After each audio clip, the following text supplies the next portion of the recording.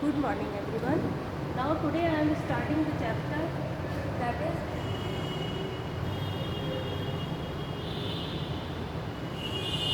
structure of an atom.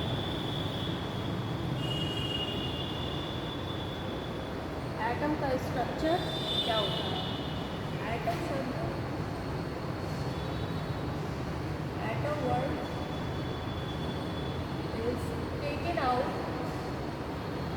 from Greek word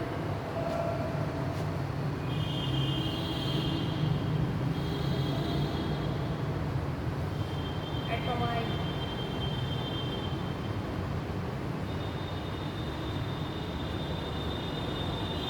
Which means uncuttable. इसका भी मतलब होता है कि हम एटम को काट नहीं सकते हैं। इस थ्योरी को और एक्सप्लेन किया था जॉन डाल्टन।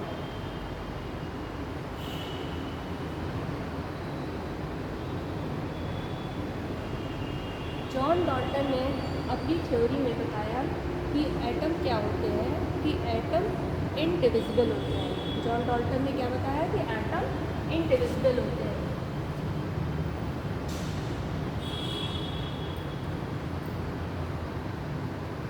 इनडिविजिबल होते हैं कि इनको आप डिवाइड नहीं कर सकते हैं, ठीक है।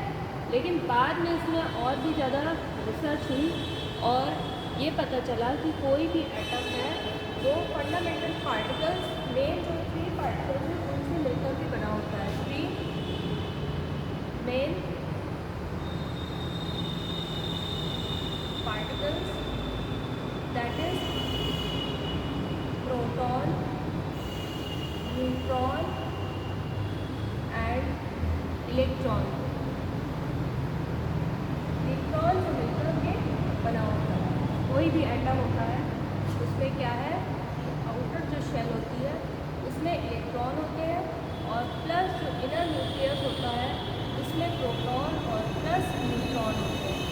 प्रोटॉन पॉजिटिव चार्ज होता है और इलेक्ट्रॉन निगेटिवली चार्ज पार्टिकल होता है, ठीक है।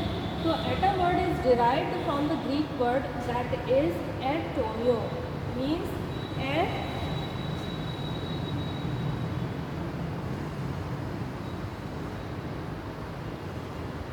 एटोमियो वर्ड से ही डिराइव होता है, जिसका भी मतलब होता है अनकटेबल। इसका मतलब होता है uncuttables. Atoms are building material. ये क्या है? Building materials of an element. Elements के बिल्डिंग मटीरियल्स होते हैं, ठीक है, जो कि बहुत ही स्मॉलेस्ट पार्टिकल होते हैं और केमिकली इनर्ट होते हैं। That are the smallest particle. Smallest particle होते हैं और केमिकली इनर्ट होते हैं। केमिकली इनर्ट होते हैं, ठीक है। इसके बाद जॉन डाल्टन ने जो थ्योरी दी थी वो 1808 में दी थी। 1808 में दिया था और उन्होंने इस थ्योरी में कहा था कि जो एटम्स होते हैं, atoms can not be created और कैन नॉट बी डिस्ट्रॉय। उन्होंने क्या बताया कि कोई भी जो एटम होता है उसको ना तो आप क्रिएट कर सकते हैं और ना ही डिस्ट्रॉय कर सकते हैं। जॉन डाल्टन ने क्या कहा कि atom can not be created, atom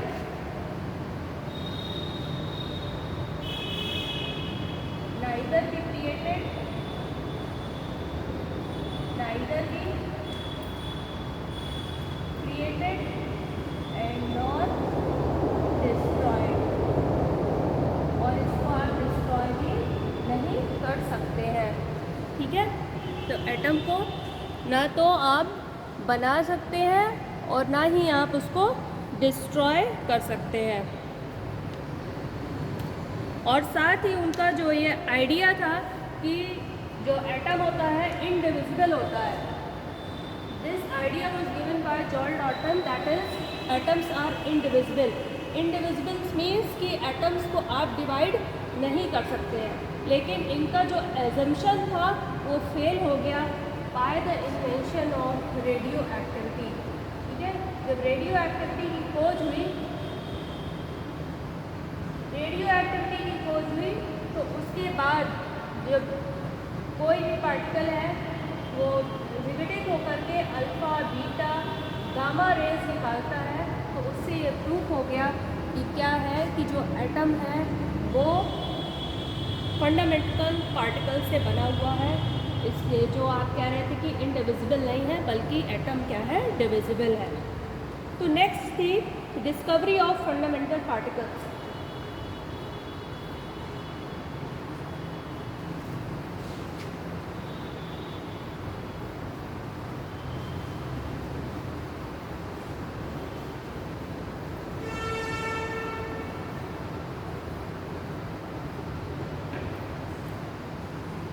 structure of an atom का जो सेकेंड पार्ट है वो क्या है कि discovery of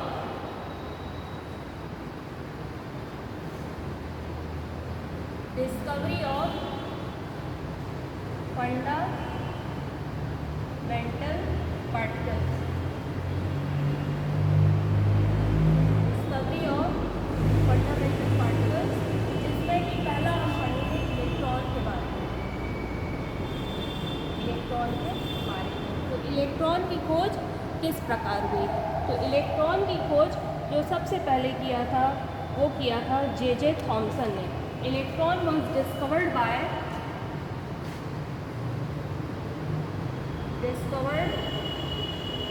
sir J Thomson ने। जे थॉमसन ने इसकी डिस्कवरी की थी 1897 में इसकी खोज की थी।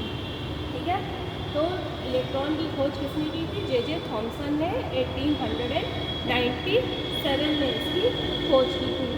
इन्होंने ये इलेक्ट्रॉन जो था, that is electron was first fundamental particle. सबसे पहले इलेक्ट्रॉन की ही खोज की गई थी। Fundamental particle, electron was first fundamental particle that has been discovered. इसकी खोज सबसे पहले की थी और इसने की थी जे थॉमसन ने 1897 में की थी। इसके लिए इन्होंने एक एक्सपेरिमेंट किया था। इसमें किया था कैथोड रे ट्यूब में उन्होंने एक्सपेरिमेंट किया था। ठीक है, तो इस ट्यूब के अंदर क्या किया इन्होंने कि इस तरह की एक ग्लास की ट्यूब थी,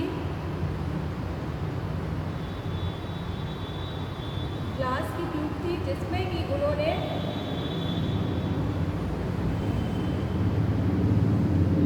लो प्रेशर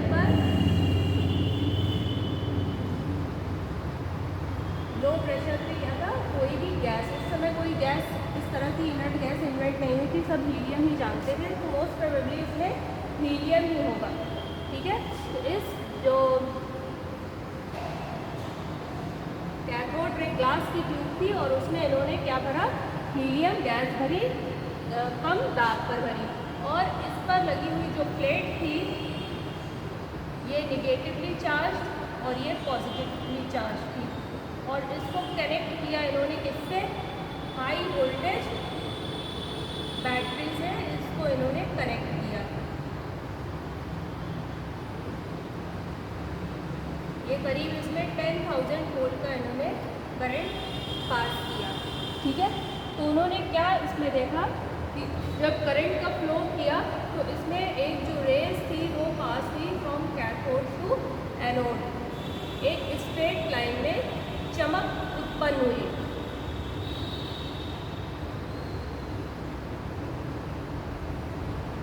एक चमक उत्पन्न हुई।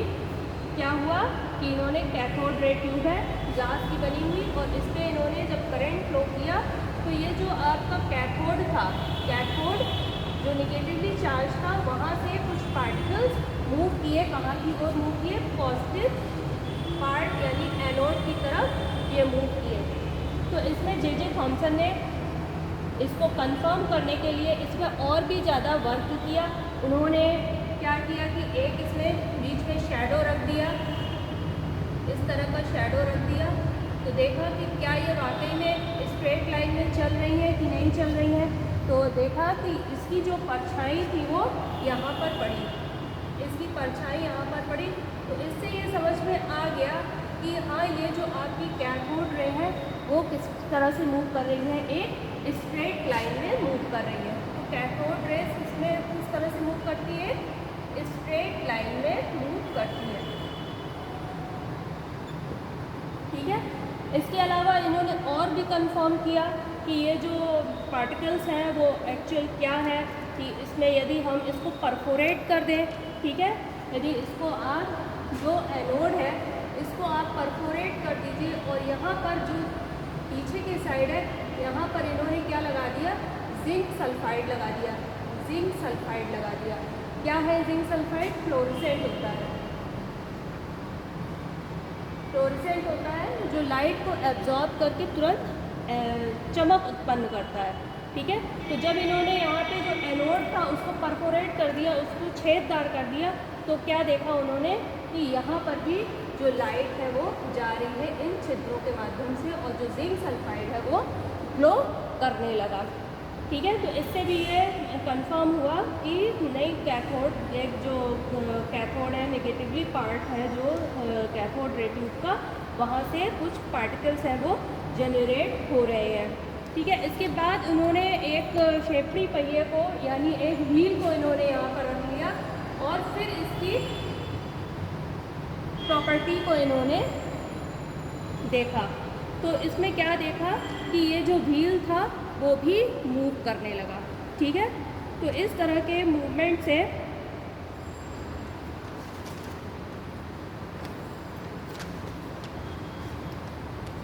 जो व्हील था वो भी मूव करने लगा और इस तरह के मूवमेंट से इन्होंने ये क्या पाया कि जो कैथोड रे है दैट कंटेन मटेरियल पार्टिकल्स, कि क्या है, जो कैथोड रे है उसमें क्या है, इस रे को इन्होंने क्या नाम दिया, क्योंकि कैथोड से उत्पन्न हो रही है इसलिए इसका नाम दिया कैथोड रे, नाम दिया, कैथोड रे का नाम दिया। और ये जो कैथोड रे है वो मटेरियल पार्टिकल की बनी होती है।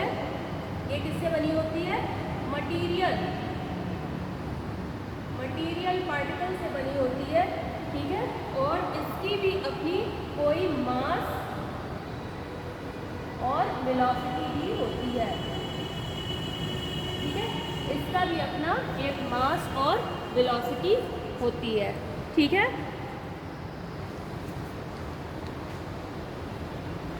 फिर इसमें इन्होंने और भी आगे एक्सपेरिमेंट किया कि इसका नेचर देखने के लिए।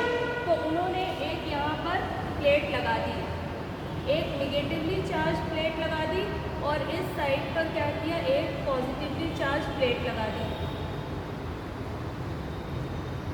तो क्या हुआ कि जो रेज थी उसका मूवमेंट किस तरह से हो गया, पॉजिटिवली चार्ज जो प्लेट थी उसकी तरफ उसका मूवमेंट हो गया। ठीक है। इससे ये भी समझ में आ गया कि जो हमारी जो कैथोड रे है वो क्या है, वो नेगेटिव है। ठीक है। जो कैथोड रे है वो क्या है, नेगेटिव इन नेचर होती है। ठीक है।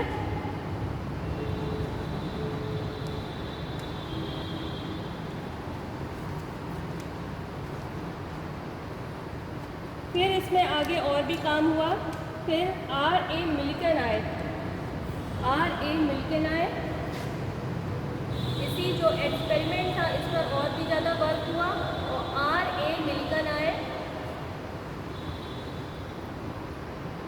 उन्होंने अपना जो एक्सपेरिमेंट था oil drop method, oil drop experiment, oil drop experiment के माध्यम से उन्होंने क्या किया, जो इलेक्ट्रॉन का चार्ज था उसकी वैल्यू कैलकुलेट की, चार्ज ऑफ एन इलेक्ट्रॉन, उसकी वैल्यू कैलकुलेट की और कैलकुलेट करके बताया कि इसकी जो वैल्यू है 1.6 × 10⁻⁻19 कूलॉम है।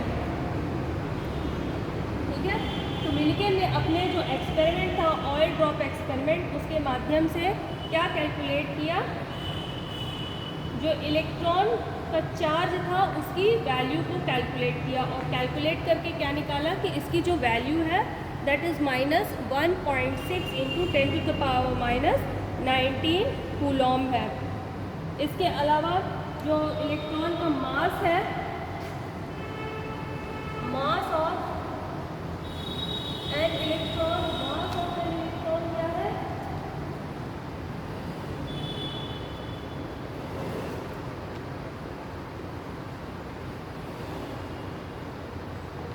इलेक्ट्रॉन का मास क्या है, कितना निकाला है इन्होंने? 1.9 इंटू 10⁻31 kg इसका मास कैलकुलेट किया। इसके बाद जे थॉमसन ने क्या निकाला, इनका रेशियो निकाला, क्या? चार्ज अपॉन मास का रेशियो निकाला। किसने निकाला? जे थॉमसन ने। थॉमसन ने निकाला, और इसकी जो वैल्यू कैलकुलेट होकर के आई वो क्या थी? 1.758820 इंटू 10⁻11 कूलॉम पर केजी थी। ठीक है, इसको जे थॉमसन ने कैलकुलेट किया। इसके बाद ये जो हमारा कैथोड रे पार्टिकल था उसका नाम इलेक्ट्रॉन दिया। उसका नाम क्या दिया? इलेक्ट्रॉन दिया। किसने दिया था? स्टोनले ने दिया था। इस इलेक्ट्रॉन का नाम STONLY, स्टोनले ने इसका नाम क्या दिया था? इलेक्ट्रॉन दिया था। ठीक है, तो इस तरह से इलेक्ट्रॉन की खोज हुई थी। एक सिंपल रिवीजन और कर लेते हैं कि इलेक्ट्रॉन क्या है। तो इलेक्ट्रॉन क्या है कि इसकी जो डिस्कवरी हुई थी फंडामेंटल पार्टिकल्स में, उसमें सबसे पहले इलेक्ट्रॉन की डिस्कवरी हुई थी। ठीक है, तो इसके लिए इन्होंने जे थॉमसन ने इसकी डिस्कवरी की थी, और इस डिस्कवरी के अंतर्गत उन्होंने क्या किया था कि एक कांच की ट्यूब थी, कैथोड रे ट्यूब का, उसमें बहुत लो प्रेशर पे गैस उन्होंने इंजेक्ट की थी या इंसर्ट की थी, क्योंकि उन्होंने एक एजम्पशन किया था कि जैसे जैसे हम ऊपर जाते हैं तो एटमॉस्फेरिक प्रेशर कम होता जाता है, क्योंकि एयर कम होती जाती है और प्रेशर कम होता जाता है, और जहाँ ज़्यादा ऊपर होती है, जब बादल आपस में टकराते हैं तो क्या होता है कि बिजली चमकती है। तो उन्होंने वही एजम्पशन लेकर के यहाँ भी चले थे कि यदि हम लो प्रेशर पर काम करेंगे तो जो लाइट होगी वो काफ़ी हमको विजिबल होगी। तो उन्होंने इसके लिए जो कैथोड लिया और एनोड लिया। जो कैथोड है हमारा निगेटिवली चार्ज है, और एनोड है दैट इज़ पॉजिटिवली चार्ज। और इसमें क्या किया इन्होंने,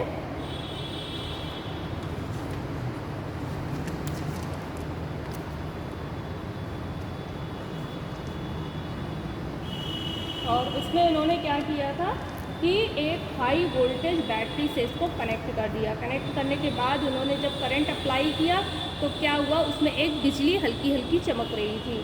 तो उन्होंने देखा कि नहीं, यहाँ से कुछ मूव कर रहा है, कैथोड से एनोड की तरफ मूवमेंट हो रहा है।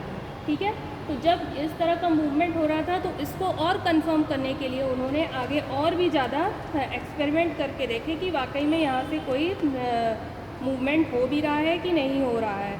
ठीक है, तो इसके लिए इन्होंने एक बीच में शैडो भी रखा, तो शैडो की इमेज उनको मिली। फिर उन्होंने एनोड भी परफोरेटेड कर दिया, और जिंक सल्फाइड की जो लेयर थी उसकी भी कोटिंग की। तो अल्टीमेटली देखा कि जिंक सल्फाइड है वो भी एनर्जी को एब्जॉर्ब करके ग्लो कर रहा था, क्योंकि ये फ्लोरेसेंट पार्टिकल होता है। और फिर उन्होंने एक व्हील भी इसमें रखी, पैडल व्हील रखी, तो ये जो इसमें एनर्जी के कारण ये पैडल व्हील भी मूव करने लगी। तो इससे अल्टीमेटली उन्होंने ये कंक्लूड किया कि जो कैथोड पार्टिकल्स हैं या कैथोड रे है वो क्या करती है, एक स्ट्रेट लाइन में मूव करती है। ठीक है, और इस जो पार्टिकल है इनकी भी अपनी एक मास और वेलोसिटी है। इसको आगे और कंफर्म करने के लिए इस जो इलेक्ट्रॉन्स थे उनका जो चार्ज था आगे चल कर के R.A. मिलिकन है, उन्होंने अपने ऑयल ड्रॉप एक्सपेरिमेंट के थ्रू इसकी वैल्यू कैलकुलेट की, उसका मास कैलकुलेट किया, और जे थॉमसन ने उसका electron upon mass ratio calculate किया। और इसके आगे चलकर जे थॉमसन ने जो मटेरियल पार्टिकल यानी कैथोड पार्टिकल की जो खोज की थी, इलेक्ट्रॉन्स का नाम दिया स्टोनले ने दिया था। ठीक है, तो these are the all about electron fundamental particles. Now the next, नीचे का तो आ ही नहीं रहा है। Now the next fundamental particle is proton.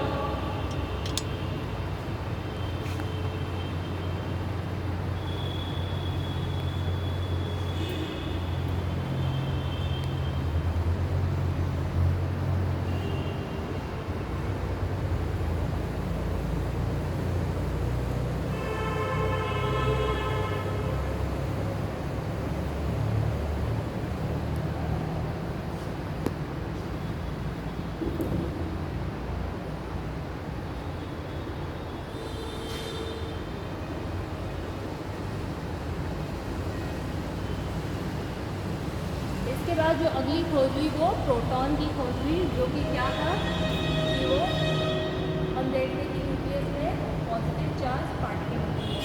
इसकी जो खोज की थी वो किसने की थी? डिस्कवर्ड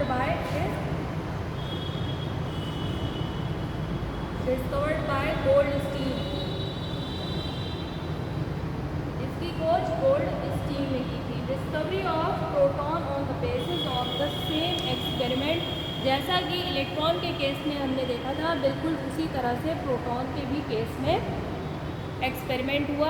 वहाँ पर जो कैथोड रे ट्यूब ली गई थी, इसी तरह से यहाँ पर भी कैथोड रे ट्यूब ली गई थी, लेकिन बस एक्सपेरिमेंट जस्ट रिवर्स था। जहाँ पे कैथोड था वहाँ पे एनोड हो गया, और इसमें भी हाई वोल्टेज बैटरी से इसको कनेक्ट किया गया। ठीक है, तो discovery of the proton is on the basis of same practical and the same experiment, cathode रे एक्सपेरिमेंट से भी इनकी खोज की गई थी। ठीक है, इसमें भी सेम इन्होंने क्या किया था, ग्लास की ट्यूब ली और यहाँ पर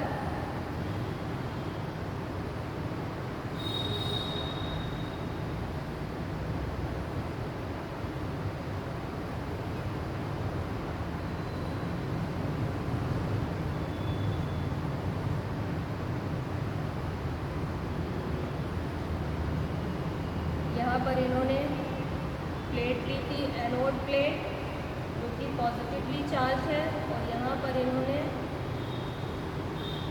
प्लेट ली थी दैट इज निगेटिवली चार्ज। और जब यहाँ पर करंट फ्लो कराई गई, करंट का फ्लो हुआ, तो क्या सेम चीज़ देखने को मिली कि जो पार्टिकल्स थे वो मूव कर रहे थे स्ट्रेट लाइन में, कहाँ से? पॉजिटिव से निगेटिव की ओर। ठीक है, पॉजिटिव से निगेटिव की तरफ इनका मूवमेंट था। तो इससे, इस एक्सपेरिमेंट से क्या समझ में आया कि क्या है कि जो रेस की प्रॉपर्टी थी वो किस तरह की थी कि एक तो ये स्ट्रेट लाइन में मूव कर रहे थे,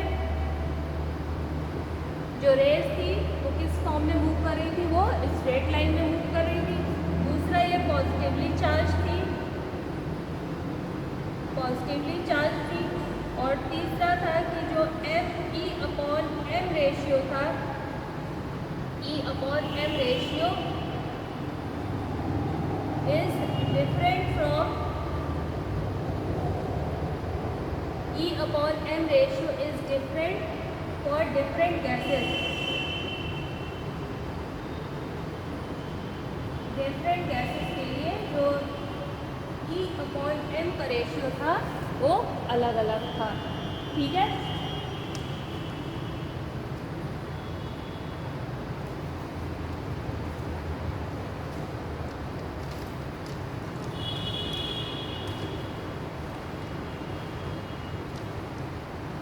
और ये जो पार्टिकल्स थे, जो एनोड रे पार्टिकल्स थे, उनको नाम दिया था रदरफोर्ड ने।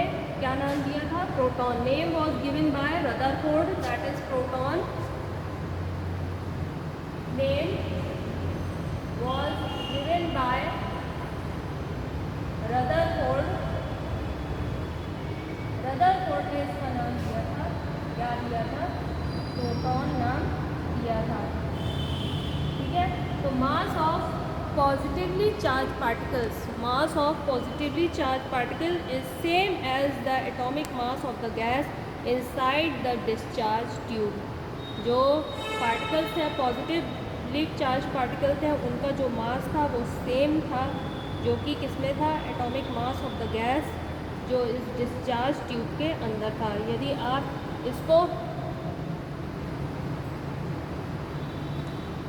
आप इसको क्या करें? आयोनाइज करेंगे। जैसे मान लीजिए कोई एक पार्टिकल है, उसको आपने आयोनाइज किया तो ये क्या बनेगा? इसमें पॉजिटिव चार्ज आएगा। क्या होगा कि एक इलेक्ट्रॉन आपका निकल जाएगा। इसका यदि मास आप देखिए तो मास क्या है? 1836 times to that of the electron है।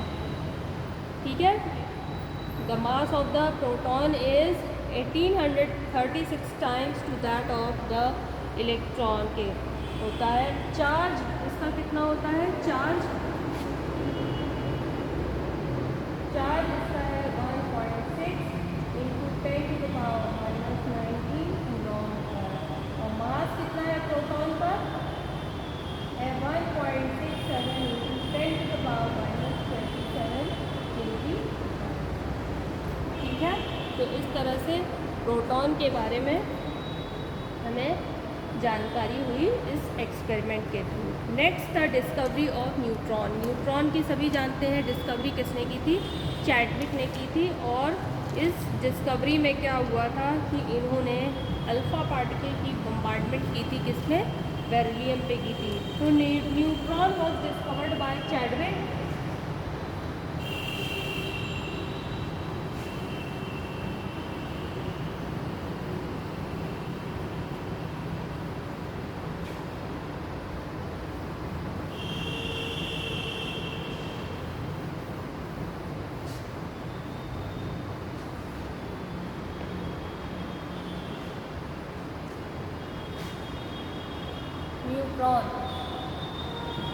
न्यूट्रॉन की खोज किसने की थी?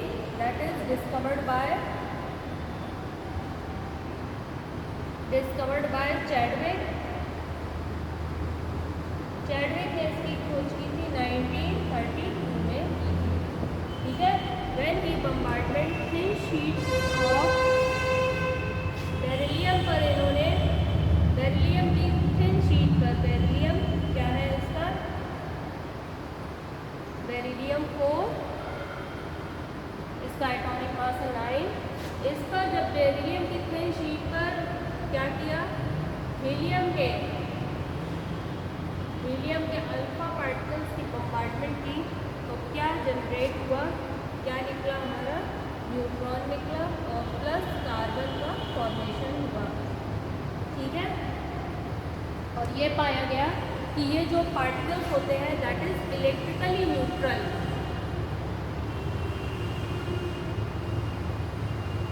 इलेक्ट्रिकली ये न्यूट्रल होते हैं। ठीक है, तो जैसे इलेक्ट्रॉन था निगेटिवली चार्ज था, प्रोटॉन पॉजिटिवली चार्ज था, तो न्यूट्रॉन क्या है? हमारा इलेक्ट्रिकली न्यूट्रल है। इसमें ना तो हमारा पॉजिटिव चार्ज है और ना ही इसमें कोई निगेटिव चार्ज है, इसलिए इसको न्यूट्रल से न्यूट्रॉन्स कर दिया। ठीक है, तो these are the all about proton, electron and neutron. अब नेक्स्ट है हम एटम्स के बारे में पढ़ेंगे कि एटम की खोज किस तरह से की।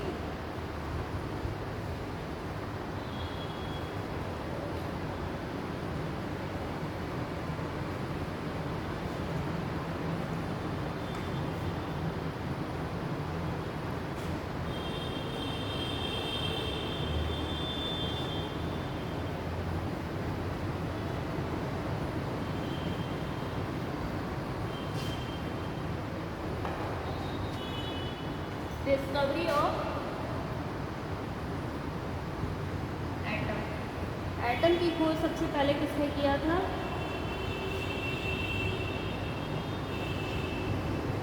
रदरफोर्ड ने किया था। ठीक है, क्या आया था?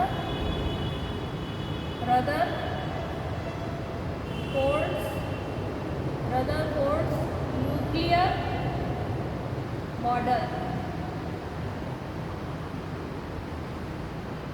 रदरफोर्ड्स न्यूक्लियर मॉडल, इसमें इन्होंने एक एक्सपेरिमेंट किया था जिसमें इन्होंने क्या किया था कि एक लेड की थिन प्लेट की थी। ये क्या है? थिन प्लेट है और इस पे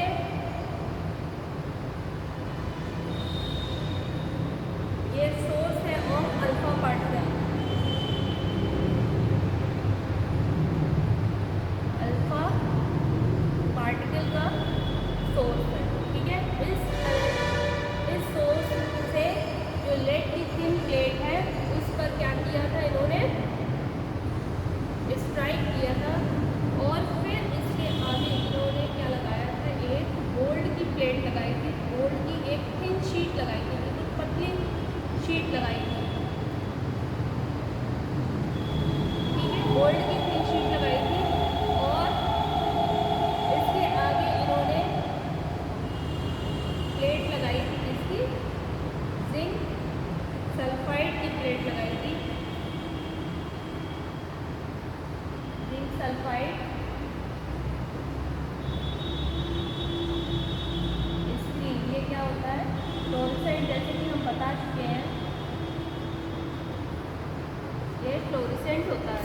ठीक है, तो जब इन्होंने इस प्रैक्टिकल के थ्रू क्या किया, इस एक्सपेरिमेंट के थ्रू जब लेड प्लेट पर अल्फा पार्टिकल की बौछार की तो यहाँ से जो रेज थी वो निकलती हुई क्या हुई? गोल्ड प्लेट पे गई और गोल्ड प्लेट से क्या हुआ कि कुछ रेज तो सीधे निकल आई, लेकिन कुछ थी वो कुछ एंगल से मूव कर गई,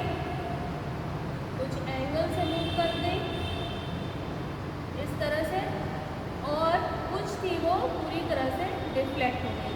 इसको और ब्रॉडली आप देखेंगे तो इस तरह से देख सकते हैं कि कुछ रेज थी तो अल्फा पार्टिकल की वो सीधे निकल गई और कुछ थी वो एक एंगल से टर्न हो गई।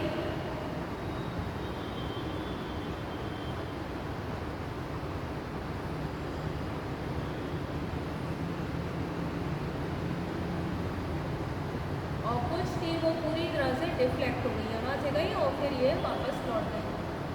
इस तरह से पूरी तरह से डिफ्लेक्ट हो गई।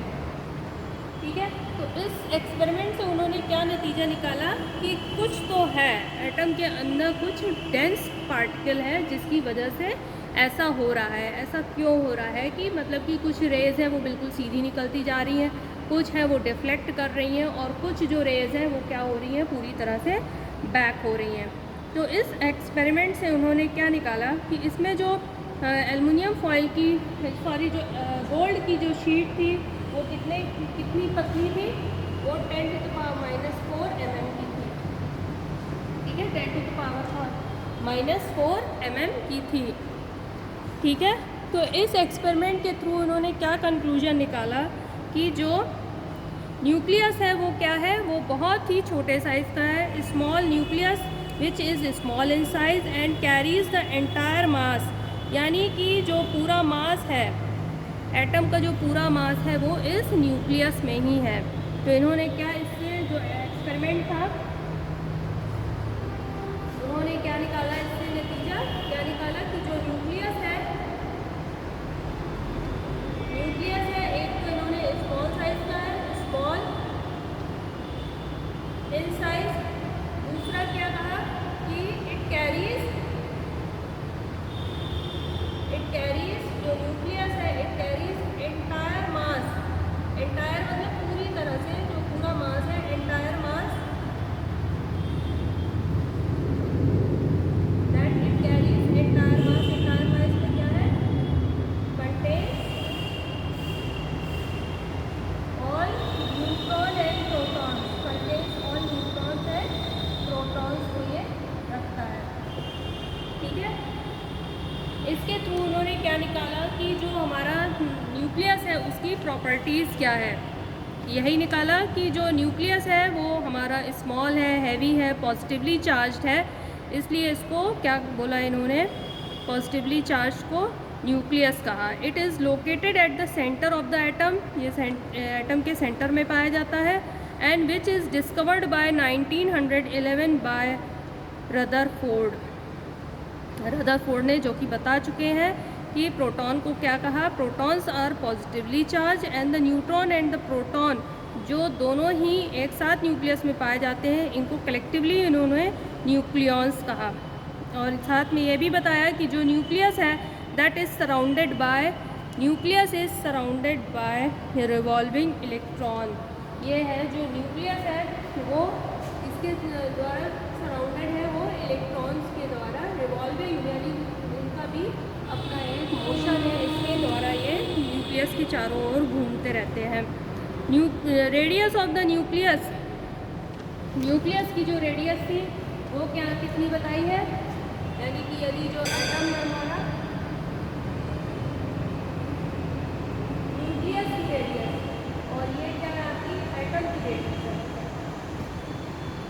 न्यूक्लियस की जो रेडियस है वो है 10⁻⁻15 metre,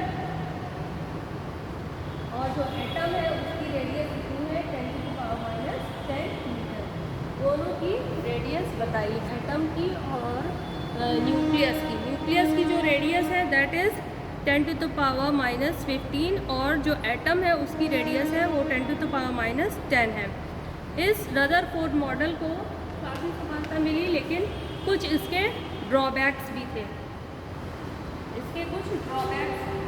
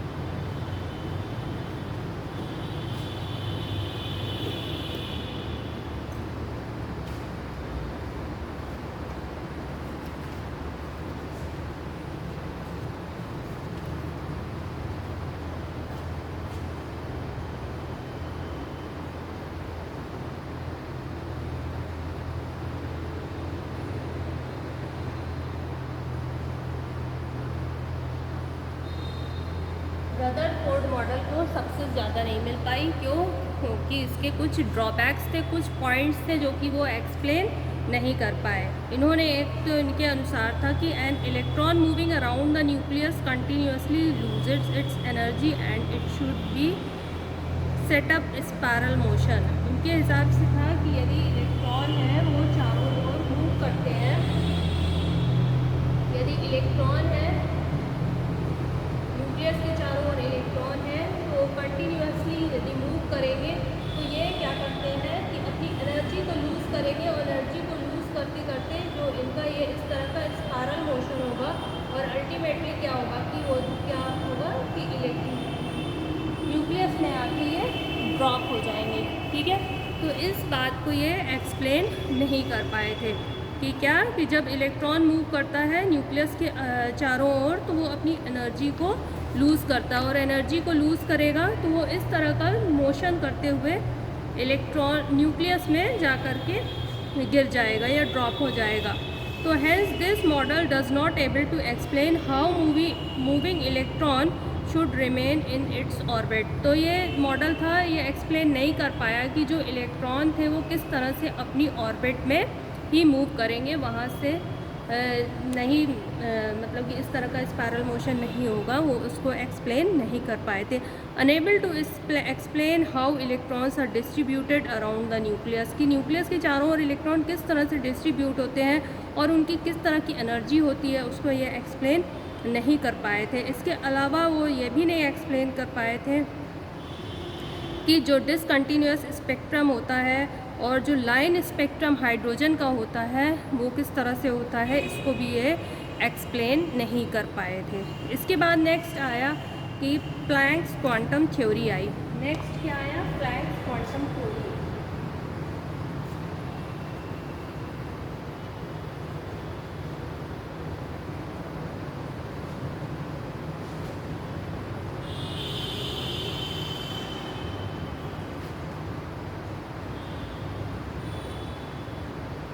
planks quantum theory. Planck's quantum theory ने क्या कहा कि कोई भी आपका जो क्वांटा होता है तो एनर्जी ऑफ ईच क्वांटा क्या होता है कि आपके tiny particles of energy packets होते हैं, छोटे छोटे पार्टिकल्स होते हैं जिनकी अपनी एनर्जी होती है, उनको आप क्या बोलते हैं? क्वांटा बोलते हैं। तो energy of the each quanta is directly proportional to the, वो किसकी डायरेक्टली प्रोपोर्शनल होती है? Frequency of radiation, frequency of radiation के प्रोपोर्शनल होती है। ठीक है, तो इसको यदि आप फॉर्मूले के फॉर्म में लिखेंगे तो एनर्जी है किसी भी क्वांटा की, जो एनर्जी है that is directly proportional to frequency. Frequency को किससे शो करते हैं? न्यू से शो करते हैं। ठीक है, यदि इसको आप इस तरह से लिखें तो h क्या आ गया? ये प्लैंक कांस्टेंट है या प्रोपोर्शनैलिटी कांस्टेंट भी बोल सकते हैं।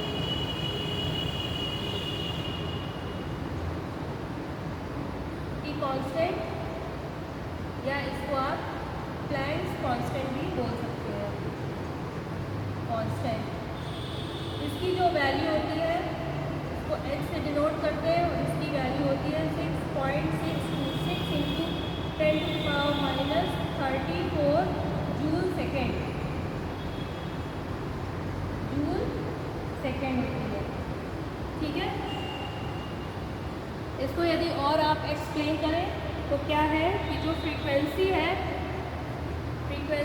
वो क्या है आपकी? दैट इज c/λ होती है। जो फ्रीक्वेंसी होती है वो वेवलेंथ के इन्वर्सली प्रोपोर्शनल होती है। जैसे कि समझ लें कि वेवलेंथ क्या होती है, कोई भी ये लाइट होती है, लाइट है तो उसमें जो पार्टिकल का मूवमेंट होता है वो इस तरह से होता है, इसको क्या बोलते हैं? वेवलेंथ बोलते हैं। ठीक है, कोई भी वेव बनती है, ये इसका होता है रेस्टिंग पोजीशन होती है, ये रेस्ट है, ये प्रेस्ट होता है और ये ट्रफ होता है। तो पूरी जो वेवलेंथ होती है एक पॉइंट से लेकर के दूसरे पॉइंट तक की, ये पूरी क्या होती है? वेवलेंथ होती है। ठीक है, ये इसका एम्पलीट्यूड होता है, और फ्रीक्वेंसी क्या होती है कि ये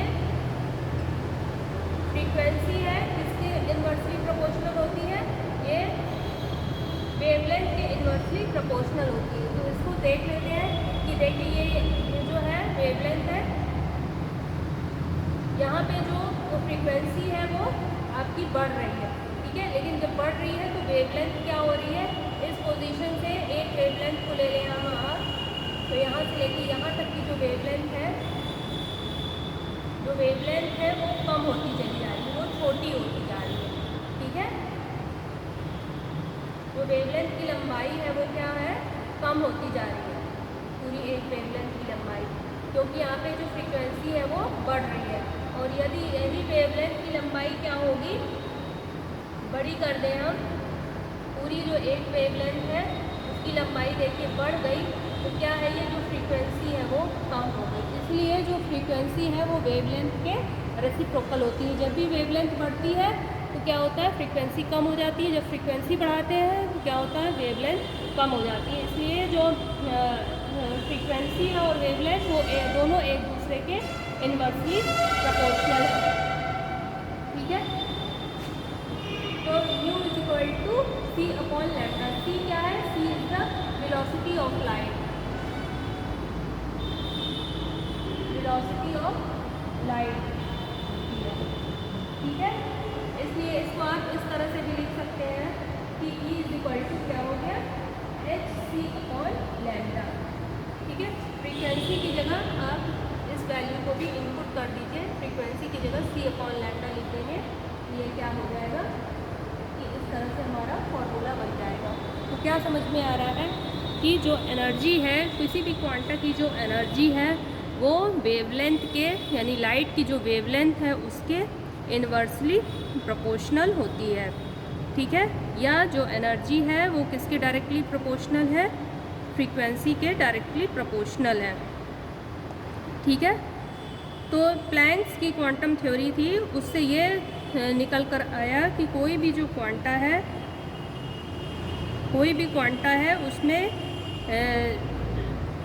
कोई भी जो रेडिएंट एनर्जी है वो इमिट होती है या एब्जॉर्ब होती है, वो डिसकंटिन्यूसली होती है in the form of tiny bundle of energy, जिसको कि इन्होंने क्या बोला, क्वांटा बोला। और each quantum is associated with, कोई भी जो क्वांटा होता है वो किसके साथ जुड़ा होता है, उसकी कुछ ना कुछ अपनी एनर्जी ज़रूर होती है। वो डिपेंड करता है कि कोई भी रेडिएशन है उसकी फ्रीक्वेंसी कितनी है।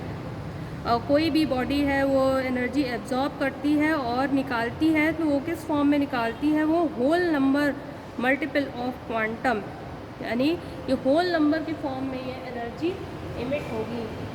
ठीक है, जैसे मान लीजिए कि n नंबर है तो n क्या होगा आपका 1 2 3 इस तरह से होगा, तो होल नंबर के फॉर्म में ये एनर्जी इमिट होती है, 1 hν या 2 hν। ऐसा नहीं कि ये फ्रैक्शन के फॉर्म में नहीं है, ये पूरे पूरे नंबर है। ठीक है, ये फ्रैक्शन के फॉर्म में नहीं है, इस तरह से नहीं है, तो होल नंबर के फॉर्म में ही एनर्जी है वो क्या होता है, इमिट होती है या एब्जॉर्ब होती है। इसको क्या बोलते हैं, this is known as quantization of energy. इसको क्या बोलते हैं, क्वांटाइजेशन ऑफ एनर्जी। नेक्स्ट है आपका फोटो इलेक्ट्रिक इफेक्ट। नेक्स्ट क्या है, फोटो इलेक्ट्रिक इफेक्ट।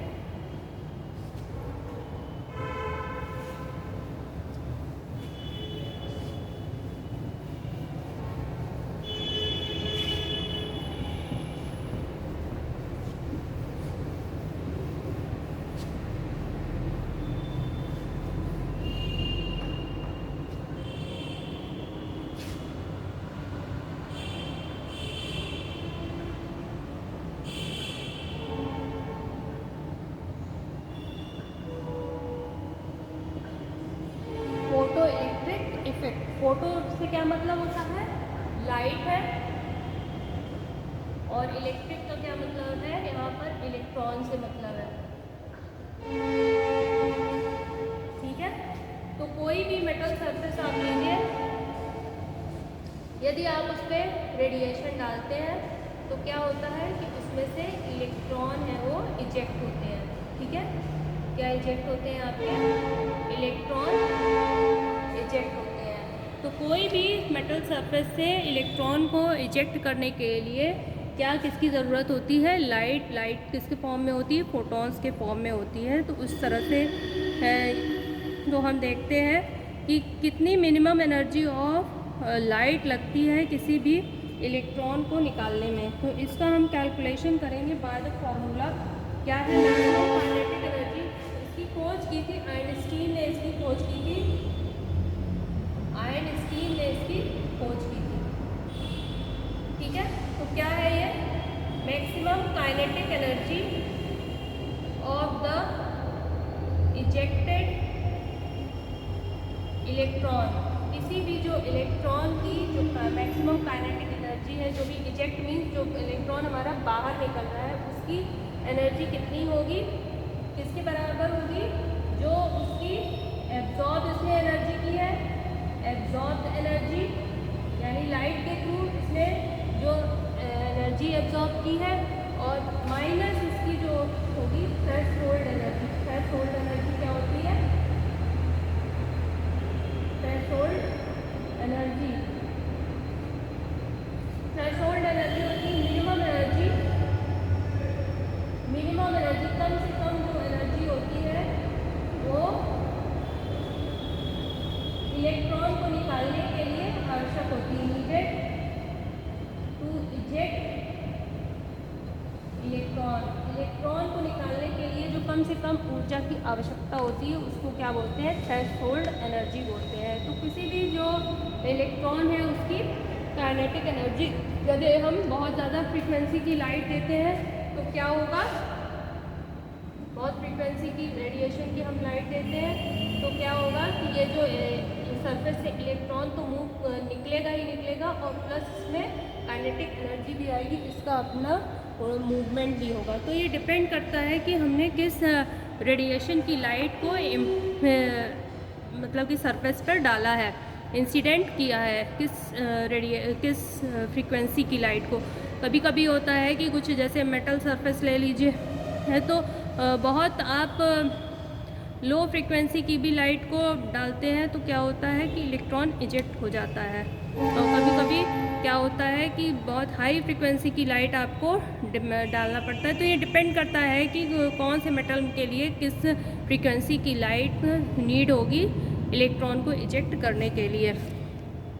तो इस तरह से हमने देखा कि जो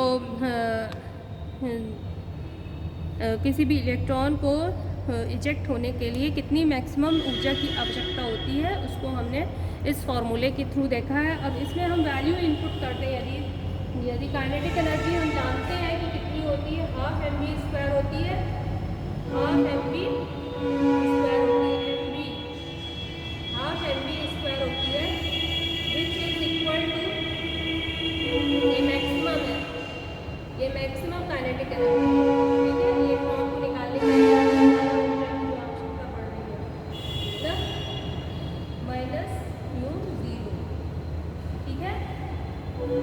यदि इसी में हम और इसको थोड़ा सा वाइड करके लिखें तो एच सी अपॉन जो अभी हमने फॉर्मूला देखा था प्लैंक्स क्वांटम थ्योरी के थ्रू, ये हमारा इस तरह से ये बन जाएगा, ठीक है।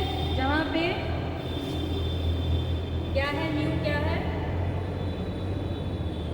ये है थ्रेशोल्ड फ्रीक्वेंसी, ये है थ्रेशोल्ड फ्रीक्वेंसी है, और प्लस जो न्यू ज़ीरो है वो क्या है, थ्रेशोल्ड वेवलेंथ, और ये जो है आपकी थ्रेशोल्ड एनर्जी है, और लैम्डा ज़ीरो क्या है, threshold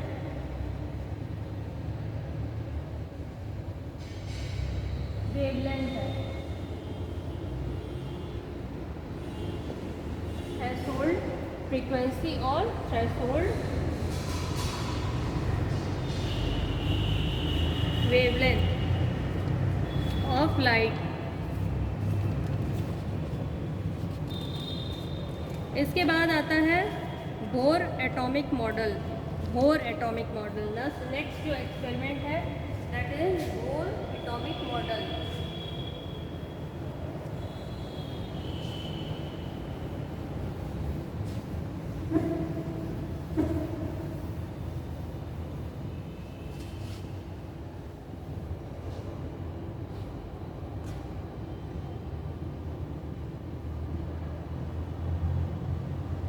Bohr's atomic model,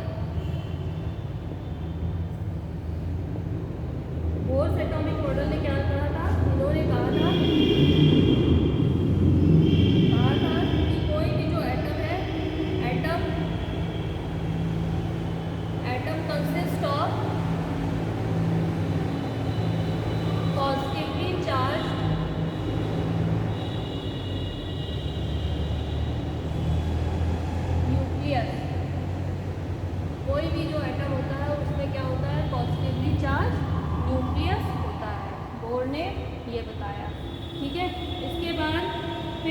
electrons, second जो मेन चीज़ थी उन्होंने क्या बताया कि इलेक्ट्रॉन्स जो मूव करते हैं दैट इन पर्टिकुलर ऑर्बिट, वो एक कक्षा में एक पर्टिकुलर ऑर्बिट में ही वो मूव करते हैं।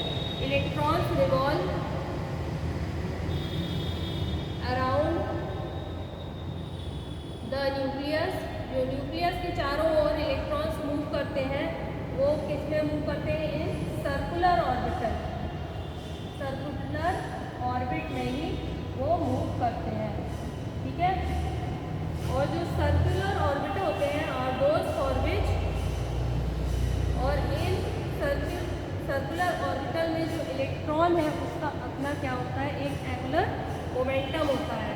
ठीक है, जो इलेक्ट्रॉन होते हैं उनका क्या होता है, एक पर्टिकुलर, ये रिवॉल्व करते हैं एक पर्टिकुलर ऑर्बिट में मूव करते हैं, तो इनका क्या होगा, अपना एक एंगुलर मोमेंटम भी होगा। ठीक है, एंगुलर मोमेंटम को L से डिनोट करते हैं, यानी mv which is equal to NH/2π, जहाँ पर n क्या है आपका होल नंबर 1, 2, 3। ठीक है, यदि इसकी वैल्यू आप इनपुट करेंगे तो ये इस फॉर्म में है।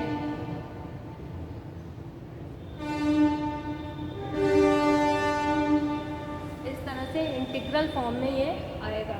ठीक है, तो the circular orbits are those for which the angular momentum of an electron is, तो जो आपके जो सर्कुलर ऑर्बिटल्स होते हैं उनका जो एंगुलर मोमेंटम होता है वो इंटीग्रल मल्टीपल ऑफ किसका होता है, h/2π का इंटीग्रल मल्टीपल होता है, जहाँ पर कि h क्या है आपका प्लैंक्स कांस्टेंट है, l क्या है ऑर्बिटल एंगुलर मोमेंटम है, और n क्या है, n is the number of orbit है, n क्या है यहाँ पे नंबर ऑफ ऑर्बिट, n क्या है नंबर ऑफ ऑर्बिट। ठीक है, जैसे कि आपका ये है न्यूक्लियस है, उसके चारों ओर ये आपका एटम है, और ये इलेक्ट्रॉन है कि इस ऑर्बिट में है कि किस ऑर्बिट में है, कि नंबर ऑफ, है ना, यदि ये n1 है तो ये n2 हो गई और ये n3 हो गई, तो ये नंबर ऑफ ये ऑर्बिट है, 1, 2, 3, ये ऑर्बिटल का ऑर्बिट का यहाँ पर इस पूरे पाथ में इलेक्ट्रॉन मूव करते हैं, इसकी नंबरिंग है। When electron move in permitted discrete orbits they do not radiate और लूज एनर्जी। अब जब इन पर्टिकुलर जहाँ पर इनको मूव करना है उसी पर ही ये मूव करते हैं, तो ये क्या करते हैं उस समय ना तो एनर्जी को ये रिलीज़ करते हैं और ना ही गेन करते हैं उस समय जब ये अपने पाथ पर रहते हैं, यानी पर्टिकुलर ऑर्बिट में जब इनका मूवमेंट होता है तो ये एनर्जी ना तो लेते हैं और ना ही देते हैं। अब ये जो बोर एटॉमिक थ्योरी थी इसका क्या एडवांटेज है, ठीक है, इसका advantages of Bohr theory.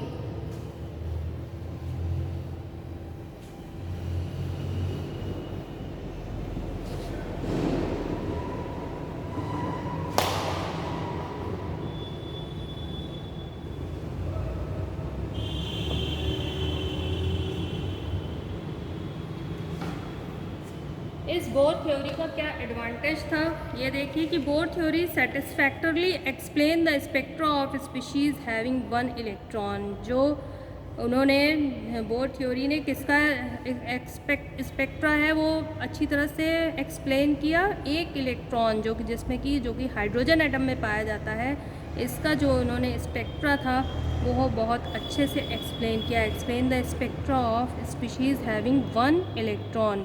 Calculation of radius of bourse orbit, जो ऑर्बिट थी इसकी रेडियस उन्होंने कैलकुलेट की, किसी भी ऑर्बिट के लिए उन्होंने रेडियस कैलकुलेट की, और वो क्या थी कि r इज इक्वल टू कोई भी ऑर्बिट है, ठीक है, यहाँ से लेकर के यहाँ तक की या यहाँ की कोई भी ऑर्बिटल है उसकी जो रेडियस है उन्होंने कैलकुलेट करने का फॉर्मूला दिया था। ये क्या है, h²/4π² ne² के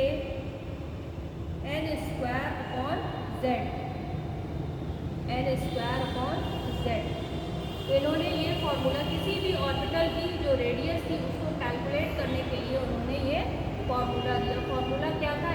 square upon 4 pi square m square k m square upon Z. यहाँ पे एच क्या है आपको मालूम है, प्लैंक कांस्टेंट है। एच क्या है, प्लैंक कांस्टेंट है। एन क्या है, मास ऑफ इलेक्ट्रॉन। ई क्या है, charge of electron.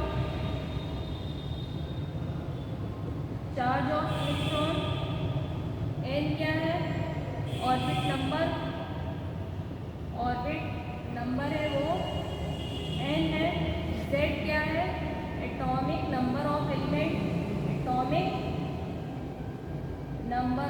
An element, किसी भी एलिमेंट का जो एटॉमिक नंबर होता है वो है। और के क्या है, कूलॉम्बिक कांस्टेंट है, जिसकी की वैल्यू दी हुई है 9 × 10⁹ न्यूटन मीटर स्क्वायर पर स्क्वायर सेंटीमीटर। ठीक है, कूलॉम्बिक कांस्टेंट। तो एच क्या है, प्लैंक कांस्टेंट है। एम क्या है, मास नंबर है। एम क्या है आपका, मास नंबर।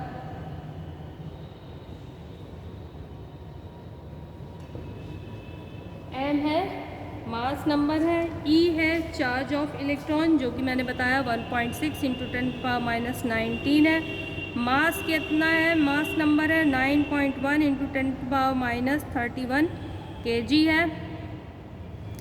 और इसके अलावा कूलॉम्बिक कांस्टेंट का मैंने वैल्यू बता दी, 9 × 10⁹ न्यूटन मीटर स्क्वायर पर सेंटीमीटर स्क्वायर।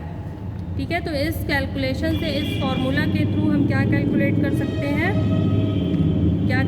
कर सकते हैं, इस फॉर्मूला के थ्रू कोई भी जो ऑर्बिट है उसकी हम रेडियस कैलकुलेट कर सकते हैं। इसके अलावा यदि हम मास की और इलेक्ट्रॉन चार्ज की, कूलॉम्बिक कांस्टेंट की और प्लैंक्स कांस्टेंट की वैल्यू इस फॉर्मूला में इनपुट कर दें तो क्या होगा कि इसकी जो वैल्यू आ जाएगी किसी भी ऑर्बिट के लिए, वो होगी n² ×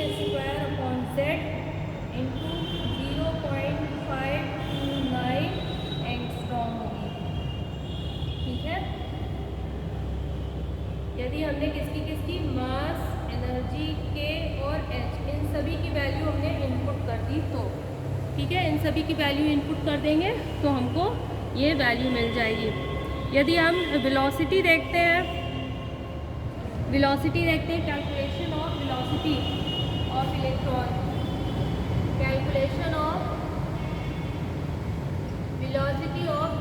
ये भी फॉर्मूला हम सीधे आपको बता रहे हैं। वो क्या है, किसी भी इलेक्ट्रॉन की जो वेलोसिटी आपको कैलकुलेट करनी है तो इस फॉर्मूला के थ्रू आप कैलकुलेट करेंगे।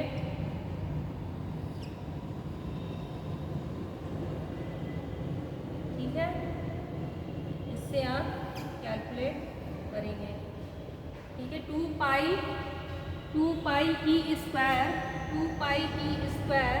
इंटू जेड इंटू के अपॉन एन एच, इस फॉर्मूला के थ्रू आप किसी भी इलेक्ट्रॉन की जो वेलोसिटी है वो कैलकुलेट कर सकते हैं। ठीक है, इसके बाद आगे जो हम पढ़ाएंगे वो नेक्स्ट लेक्चर में पढ़ाएंगे। Thank you.